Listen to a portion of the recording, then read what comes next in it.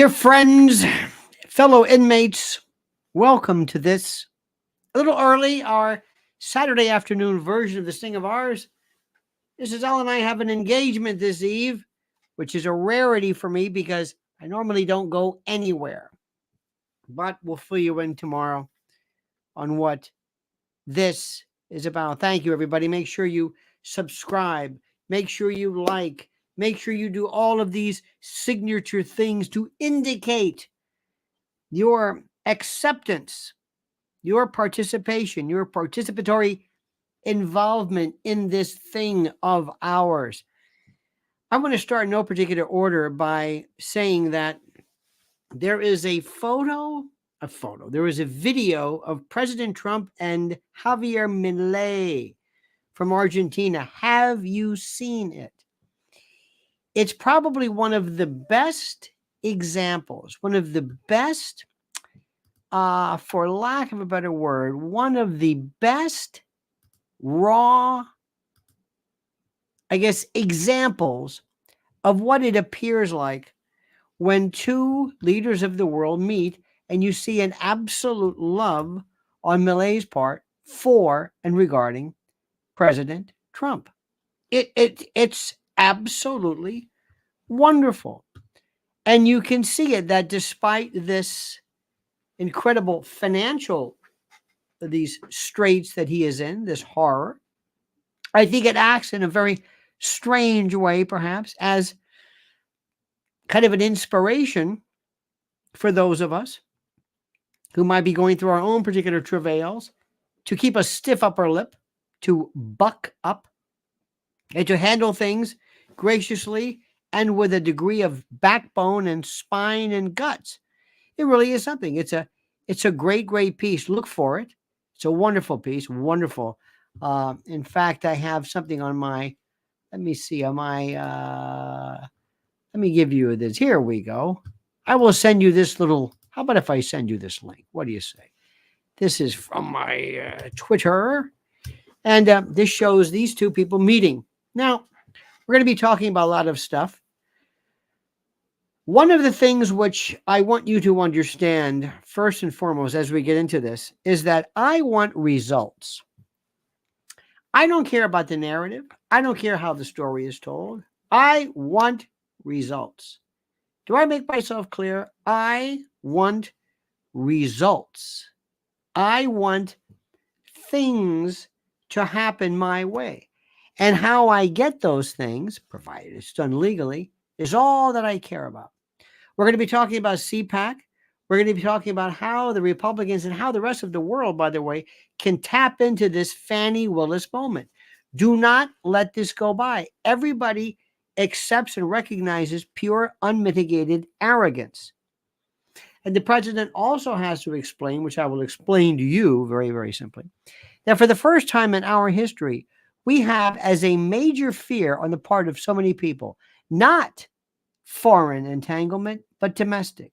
But first, speaking of brave Americans, those people who stood up to the radical left, woke, not iconoclastic, these anarchic ghouls, is our good friend, Mr. Mike Lindell from MyPillow.com, promo code Lionel. Well, it is time yet again, my friends, to hail and salute our great friends at MyPillow.com.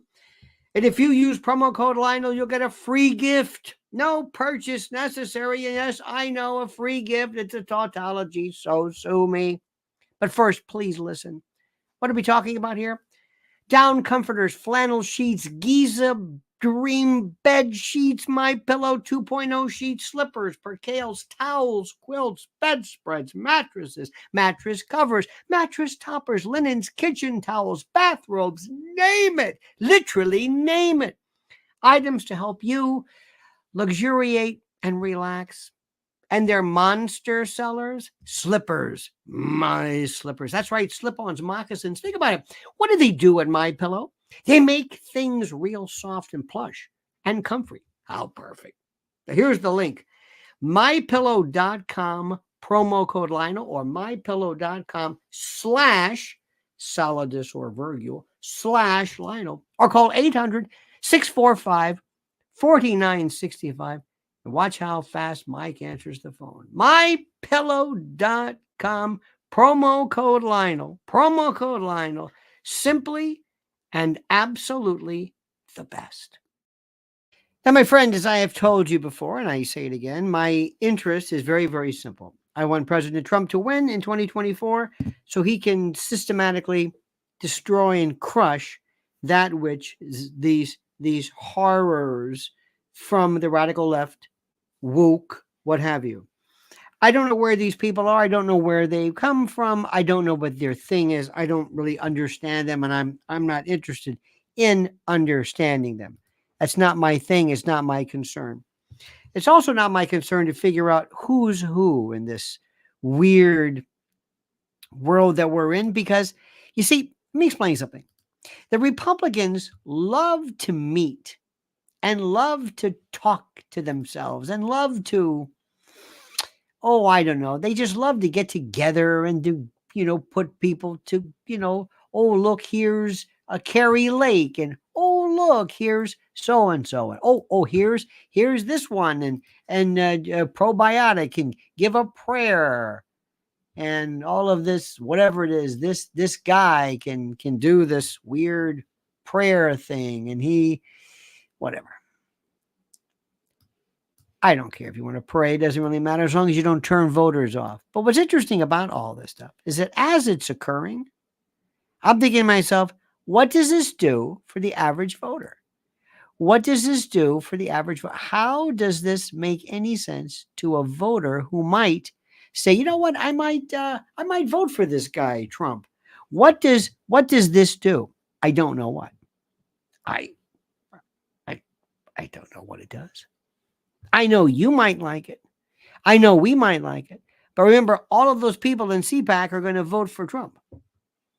All of those people in CPAC are going to vote for Trump. So what exactly is he doing? What do you think is the reason for this? You see, the Democrats don't do this. The Democrats have no interest in putting on spectacles to remind everybody what they believe in. In fact, let me see if I can explain this one to you. The Democratic Party, the DNC, the ones that we understand, these people, their party has been, in essence, taken hostage by this virus called the, whatever they're called, the woke radical left. I don't know. But whatever these people are, they've taken over. Okay? They've taken over. So they took the Democratic Party, and you've got the Pelosi's in there, and they think they're doing their thing, and they whatever, but they're not really running the show. Because, my friends, I know you know this, but I'm going to remind you of this. The average Democrat does not want, again, this radical left, weird, transgender. They may get stuck with it sometimes. They may say, okay, sign off on it, but that's not it. Okay, that's really not it. That's not what they're for. They're more of them, believe it or not, are Bernie Sanders folks. And most of them, if not all of them, are absolutely, and I'm going to say something, if you looked at the number of Democrats who are for what we would call pro-Palestinian, it would astound you. Let me say this again. And this always bothers my friends because they still follow this Ackman rule where they say pro-Palestinian means anti-Semitic, and it is not, my dear friend. But I am telling you, this is something that these folks do not, they have not reckoned, or there's no reckoning, I should say. These folks, look at AOC, Bernie Sanders. The thing that they are doing, let me speak very quickly, the thing that they are not doing is they are not calling this genocide. And for good reason. One of the things is that we have to understand, you have to understand, is that there is sometimes the need to change how do I say this? A name. For example, at common law, there was something called mayhem. And mayhem dealt with an intent to cause or to maim or cause great bodily harm accompanied by some unlawful act that either permanently dismembered the victim or disabled them. This is what mayhem was. It has since been changed and it has since been removed to aggravated battery and others. The name mayhem in no way worked. It still doesn't work. When you hear mayhem, you think of some kind of wild, Antifa BLM riot or something. Remember Antifa? They're still here. They haven't gone away. Remember them? Of course you do. Of course you do. So anyway, genocide is a term that is used under the Genocide Act, the International Court of Justice. By the way, you know the difference between ICJ and ICC. ICJ is against countries, ICC against people. Okay, but still, aside from that. Genocide, when you hear that word, it was coined in 1945, in the 40s. It does not mean, we always think of cattle cars, Auschwitz, death camps, mass extinction, the mass, just that's what we think about. It's like the word Holocaust, genocide, the complete and total expunction of a people. This is what that's not what it means. It doesn't mean that. It does mean that, but it doesn't only mean that. So the problem that people have is they'll say, I will go as far as you want me to go. I will blast Netanyahu. I will blast what they're doing, but I will not call this genocide because of the connotation. And I understand completely. I myself say, well, genocide, technically, because genocide under the rules that it means to target a group of people in whole or in part to basically destroy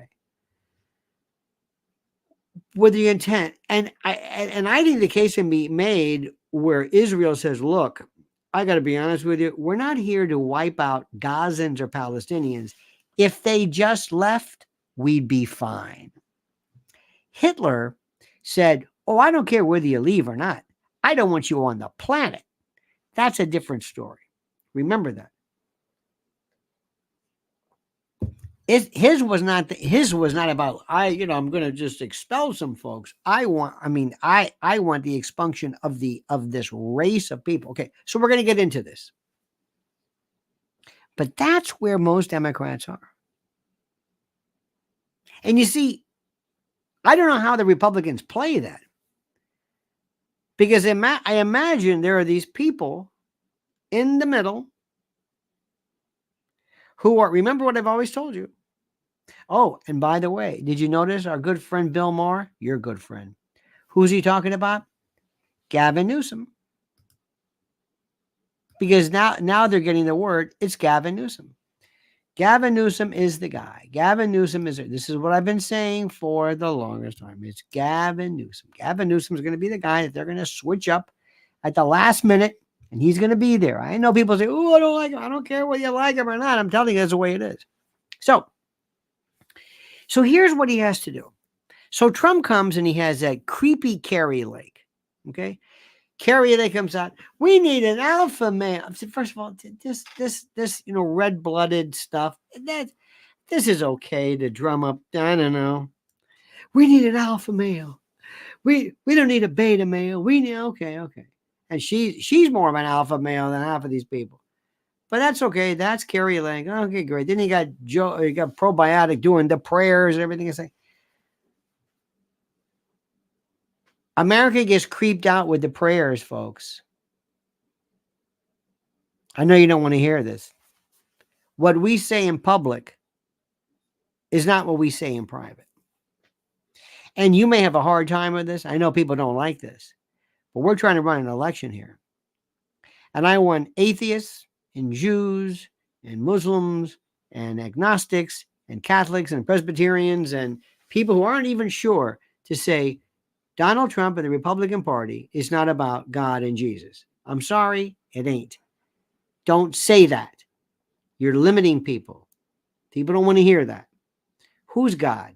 Who's Jesus? What are you talking about? That's not a good thing. No. Now, Again, you're going to listen to me, or do you want to win? Look at this. Sparky says, denazify Israel. Well, again, Sparky, that might play. And thank you, by the way. But you do realize that if you say things like that, people will call you a nut. Now, you might want to say denazify Ukraine. Now, that might make some sense.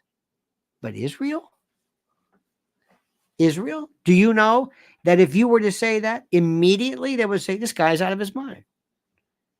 You do know that. I know you say that just to get, and I appreciate it to be not rebarbative, but to be, I get it. I understand it. But if you say that, they will call you crazy. They will absolutely call you nuts. And you will be on the opposite end of the Shmuley Botiach. By the way, have you noticed, do you folks follow this at all? Norman Finkelstein was this is very, I used to think, just monumentally boring. He never loses his cool. He never, ever. He's very, very, very slow, but very methodical. And very, very deadly in his assessment. Very, very much so. And what he does is there was this piece with Shmuley Botiach, Piers Morgan, and Norman Finkelstein. And Shmuley has just gone off the rails. Shmuley is like Carrie Lake. She plays to the crowd. If you like his style, if you are one of these people that says the Palestinians have it coming, you know what I mean? Whatever it is, Israel's 100% in the right, whatever, however you want to say it, that's your guy. But that doesn't play in the middle of the country. When I mean, or middle of the bell curve, at all. That doesn't play at all. Not at all good. In any event. But watch how things are changing. And more people than not are starting to listen in that direction. So that's going to be something which is extremely, because my position is very simple. Israel's wonderful. The people are wonderful. Bibi Netanyahu is another story. This guy he is at the nadir of his popularity in his country. There are people who want him out. Playing that carefully is going to be really tough. I haven't watched CPAC. I don't know how they're handling it. Remember, I want to win. I don't want to.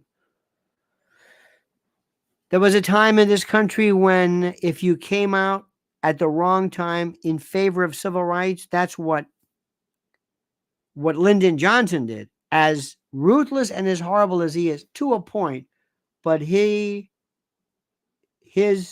civil rights move was extremely gutsy, because that was not on America's mind at the time.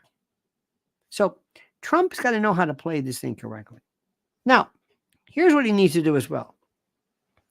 And I mean this. You got to tell somebody something they don't know. You got to tell somebody, it's like, listen, I'm going to worry about stuff you don't have to worry about. Let me tell you a little story.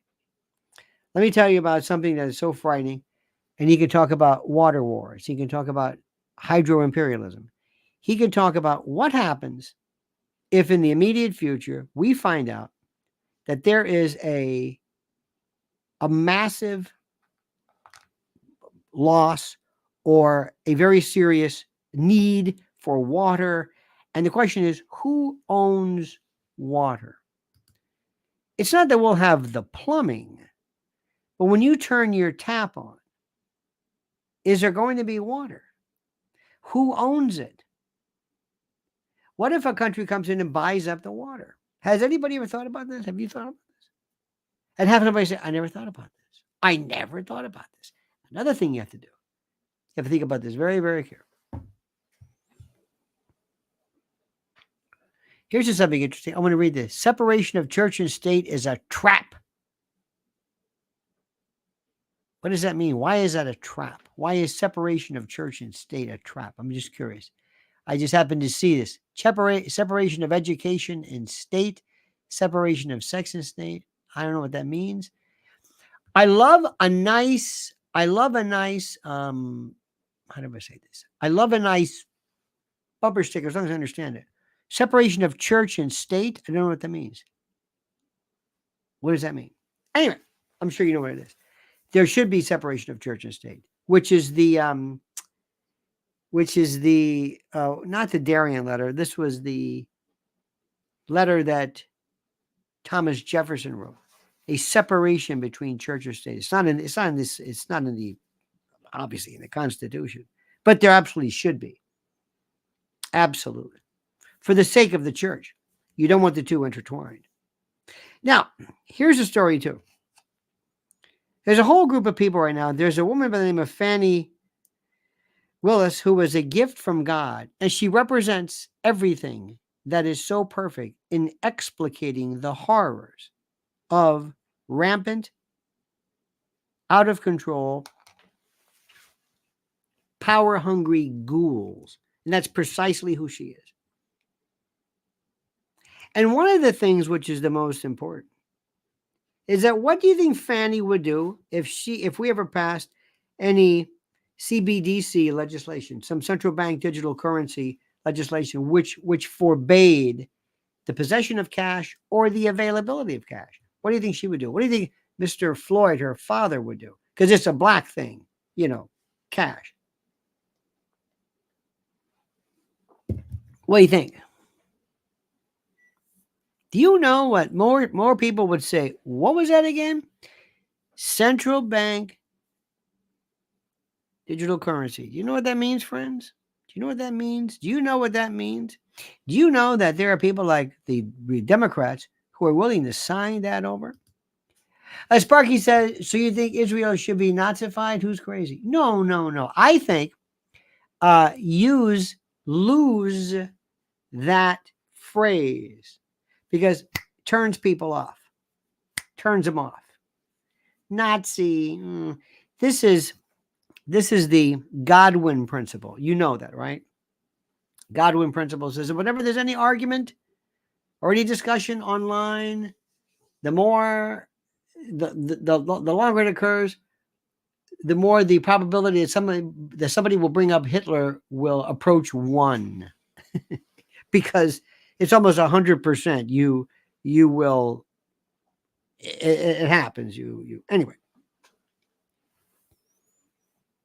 I know we like to use phrases, and they're very, very good. That's one of the reasons why I know it's difficult when Putin talks about denazifying Ukraine with the Azov battalion in the right sector and Stepan Bandera. People don't know anything about it. They go, oh, Nazi, he's crazy. Don't say that. That's like one of those words. If you can, I'm just saying, if you want to know the power of persuasion, do it. Don't just, that's all. That's all. Because and I know you know this. I know sometimes it's fun to be piquant or piquant, depending upon where you're from. And piquancy is fun to say things that really rile up people, using Nazi, that's a good one. That's, but you'll find most of the time you'll get eye rolls and, oh God, here we go. Even though your point's well taken. And I know you know that. And I know people know that. And there may be something true to that, but it's like when Trump said, a lot of black folks, what did he say? A lot of black folks connect with me because of the mugshot, because, well, basically implying that a lot of black folks themselves have been arrested. So they understand and they connect with me because of the mugshot. Now, I really would not use that as an example. Why? What do you think? First rule is don't piss anybody off. Don't lose voters, gain voters. It's like the rule about the vice president. You may not gain somebody by picking a vote, but you'll lose people if you pick the wrong vice president. These are old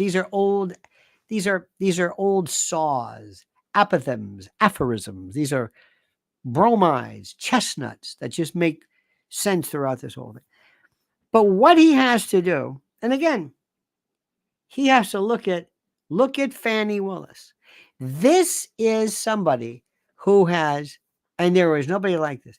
If she is not immediately disqualified, disbarred, arrested, indicted, incarcerated, destroyed, along with that moron boyfriend of hers, then there is no system of justice. There is no equity. There's no fairness. There's no anything in this world. Because she is the consummate exemplar of complete and total decrepit corruption. Period. End of discussion. She is it. Make her the exemplar. Tiffany Henyard is coming up next. Tiffany Henyard, by the way, you don't understand. She is the Three Fingers Brown of corruption. She's Tommy Lucchese. I can't even believe anybody would be as bold as she is. And I mean bold to the point of being lunatic. Next, it's important incumbent upon the president to say the following. And this is what I would say. You know, when I was a young man, when I was a boy growing up in Queens, in Jamaica Estates or wherever he's from, you know, when I was growing up in Queens, when I was a young man, we lived in kind of really a bipolar world there, but it was always the United States and it was Russia. We always worried about Russia growing up. But then later it became a tripolar world, if you will, if you think about it, because Russia, now China. But we always thought that the real enemies, the existential threats to the country were from other countries. That's where it came from. That's where it came from. But now, believe it or not, the biggest threat that we have in this country is not from them, but from forces within our country. Think about that for 1 minute. Let that sink in. Forces in our own country.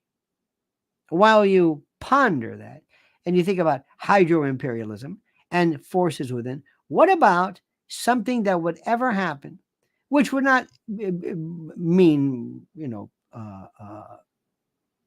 would not equate necessarily to famine, but what if there were long periods of time where food and stores specifically were closed for a variety of reasons? What would you do? I have an idea. Let's talk about a very serious subject, emergency food. That's right, emergency food. I know. At first blush, it's difficult for most people to think about something that they just take for granted, ever reaching emergency status. We're used to stores always being open, deliveries always made, no supply chain disasters, no ransomware catastrophes, none of that stuff. Nothing shutting down our gas stations, right? No trucking strikes, no war, no protests from farmers, nothing catastrophic in terms of weather. Nope, that can't happen to us. And I understand it's a defense mechanism that we have because the idea of ever not being able to eat or locate food is seemingly incomprehensible. Well, it's not. That's why it's time for you to go to my site, preparewithlionel.com. Preparewithlionel.com has the deal of deals for you. Now, take it as a starter set. You've been putting off emergency food for too long. Some people still have a thing about prepping as though preparing for emergency is foolish. Now, right now, you can save $60 on a 4-week emergency supply kit. This is unbelievable. 16 varieties with a 25-year shelf life, 2,000 calories a day in 2 beautifully modular buckets that weigh 38 pounds total. These are waterproof and they're perfectly stackable. 4 weeks, a month. Now, be honest, could you go a week without any trips to any store? I'm not talking about having stuff in your cabinet.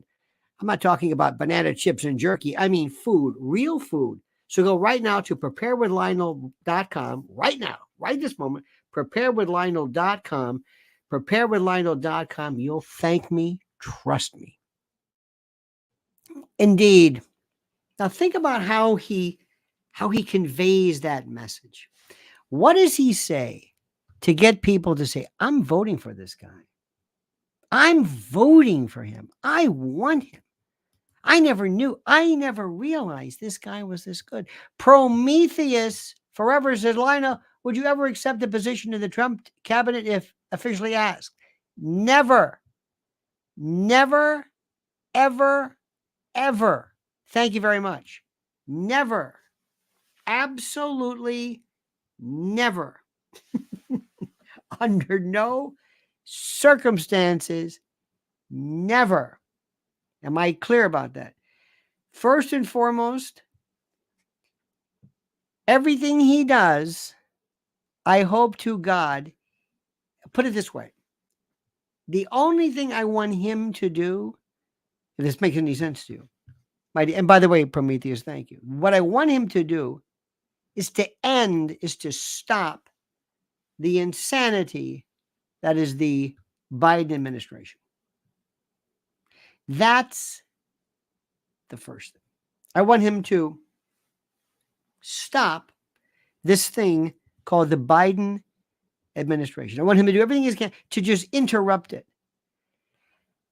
I want him to undo, before he does anything himself, to just undo and permanently, because remember, under this legislation, he has to, if it is passed, provide X amount of billions in successive administrations, provide billions to Ukraine,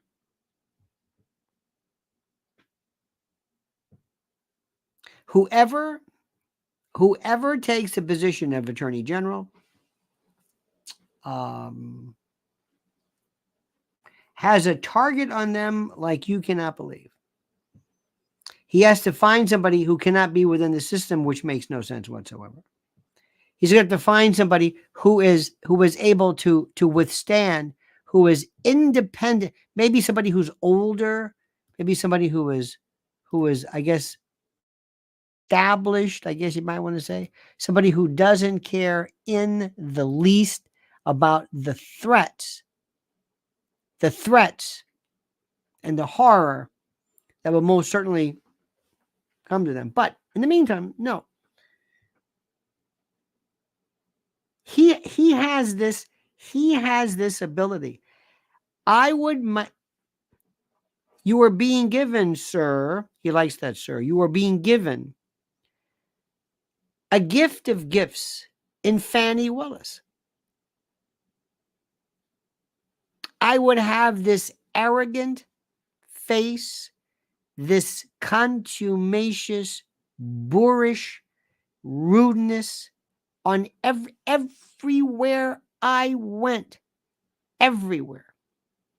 I would have her, she would be the face of this, I don't know what you want to call it, doom or whatever. I have no idea. She would be the face of this contamination, this corruption.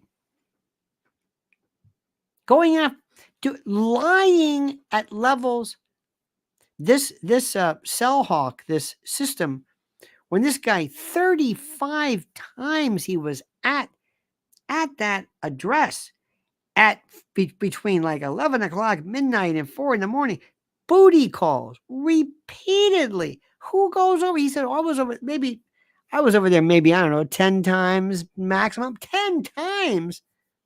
Well, we met in 2019, but we never really involved ourselves in a sexual relationship until 2022, after he was already set up. I mean, they just don't care.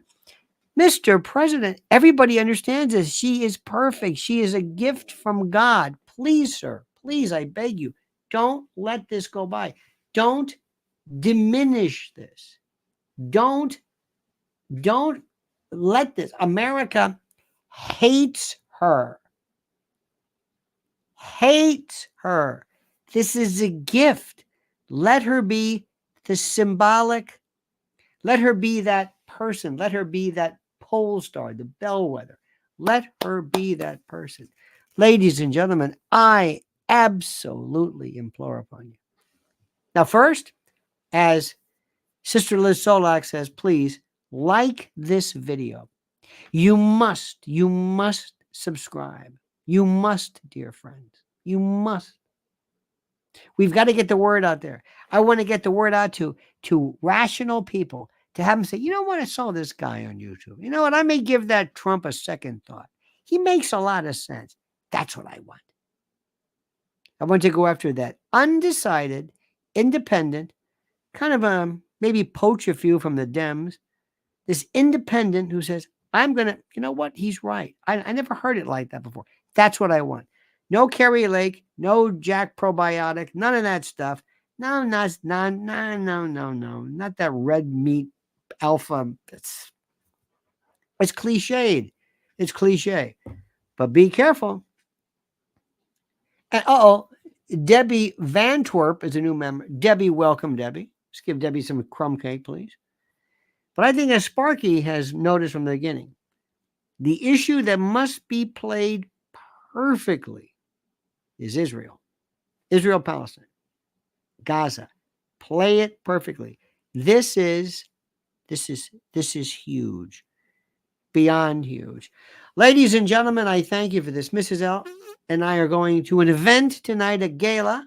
If you saw her right now, you would be absolutely bowled over by how good she looks. She looks like something that you would expect like on the Merv Griffin show. It's like a movie star.